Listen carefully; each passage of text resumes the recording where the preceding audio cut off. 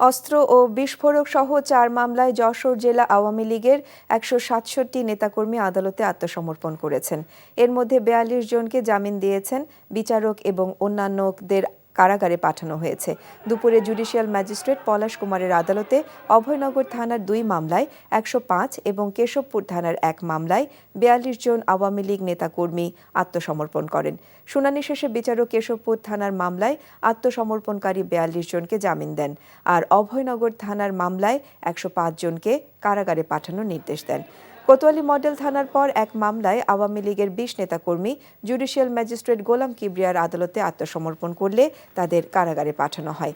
এদিকে আসামিপক্ষের আইনজীবী কবির হোসেন জনিকে রাতে শহরের দরাটানা এলাকা থেকে গ্রেপ্তার করেছে ডিবি পুলিশ।